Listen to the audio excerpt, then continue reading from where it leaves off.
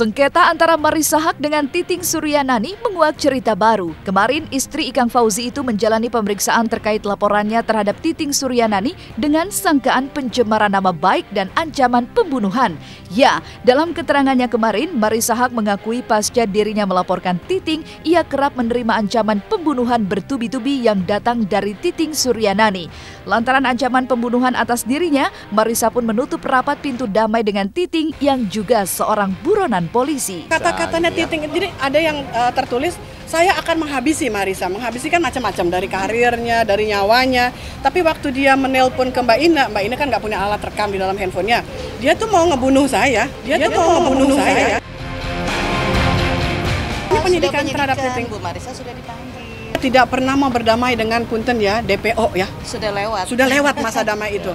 Mereka kalau mau damai sebelum manggil infotainment di kantornya lawyer Jamaluddin. Pencemaran nama baik, perbuatan tidak menyenangkan dari dia kepada saya itu udah sempurna. Sudah secara hukum karena sudah pro justisia per hari ini. Jadi hari ini kan kami merespon apa yang dia perbuat gitu ya. Artinya kalaupun itu ada dugaan tindak pidana itu yang kami laporkan, yaitu pemerasan, kemudian juga pengancaman.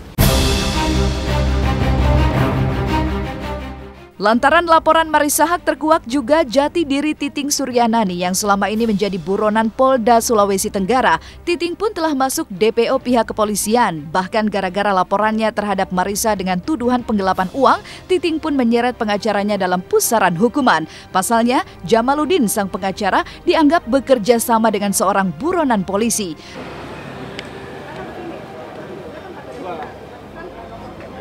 Yang jahat sama saya, yang memeras dan mengancam dan kemudian mencemarkan nama baik, melakukan perbuatan tidak menyenangkan melalui media elektronik maupun juga media yang bisa diakses dengan mudah oleh siapapun juga.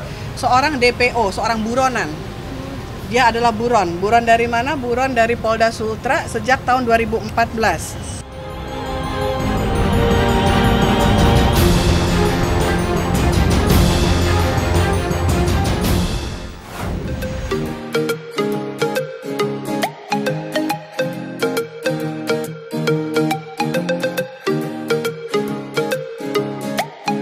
Putra sematawayang Jessica Iskandar El Barak masuk dalam nominasi Kids Celeb Sosial Media dalam Indonesia Ajang Social Media Award 2016. Masuknya El dalam deretan anak balita seleb yang paling mencuri perhatian netizen tak lepas dari tingkah pintar El dalam keseharian bersama jedar ibundanya. Meski masih belia, popularitas El tak kalah dari Gempita, Putri Gading dan Gisel serta Rafathar, anak Raffi dan Nagita. Bahkan El seakan tak menyia-nyiakan perjuangan ibunya seorang dengan tingkah dan kebersamaan menghibur salah satunya saat keduanya bersama-sama membuat video dalam rangka menyambut perhelatan Indonesia Social Media Award pertama yang akan disiarkan secara langsung oleh SCTV. Maka inilah aksi El dan Jedar saat mengikuti goyang PPAP di depan kamera.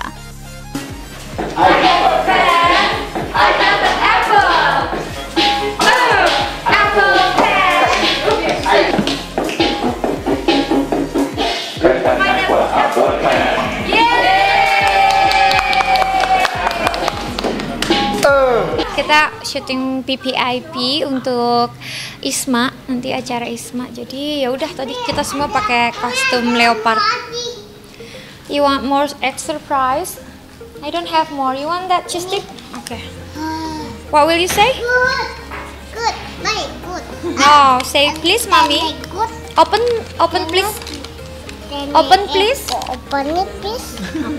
Ya layaknya ibu dan anak sih, karena ya dari awal memang ngurusin sendiri gitu kan. Aku udah tinggal sendiri, udah nggak sama orang tua, jadi ya apa-apa ya aku urus sendiri, bertanggung jawab sendiri, ya menyelesaikan masalah, ngurusin semua urusan semuanya sendiri. Jadi sama anak pun aku ya memang urus sendiri gitu. Jadi emang dari awal deket. Dia pinter sih, kadang kalau aku kerja dia ngerti gitu.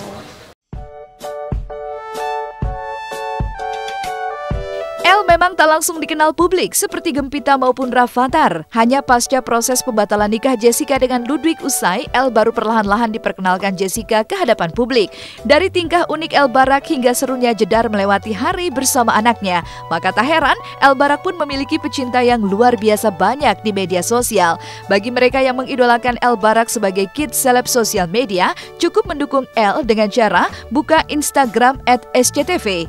Ketik hashtag Isma11, Elle Barak, komen dan like fotonya. Lalu benarkah di usianya yang masih belia, Elle sudah menunjukkan sifat romantis dan protektif terhadap ibunya? Video-video itu ya percaya apa enggak, kayak misalnya nih aku iseng-iseng nih bikin video, terus kayak ada aja celutukannya gitu, kayak entah dia belajar dari sekolah, atau dia belajar dari TV, atau dia belajar dari pergaulan atau keluarga gitu. Aku nggak tahu gitu. Jadi kayak ada aja celutukannya. Terus kadang ngelakuin apa yang aneh-aneh gitu. Ada aja gitu. Aku nggak pernah ngajarin gitu. Jadi kadang banyak banget videonya yang aku rekam gitu. Tapi kan beberapa yang aku post, nggak semuanya gitu. Nah, waktu itu masih dalam proses pembatalan nikah. Jadi ya memang disarankan untuk tidak mengekspos anak gitu. Sekarang udah bisa lari-larian, jalan. Elle, don't scream. Ya seneng banget sebagai seorang ibu, maksudnya nggak sia-sia gitu. Aku ngelakuin semuanya, membagi waktu, menetapkan prioritas utama adalah anak. Tapi tetap ngelakuin semuanya, tetap berjuang gitu. Tapi ngelihat dia berkembang itu udah kayak terbayarkan semuanya gitu. Senang banget ngelihat dia kayak sekarang udah pinter ngomong, terus ada aja yang dikomenin, terus dia nanya semuanya, terus dia inget. Dia tuh orangnya detail, terus dia tuh orangnya protektif, romantis juga. Terus dia sayang banget sama aku gitu. Jadi ya kayak terbayarkan gitu semua yang aku lakuin selama ini gitu.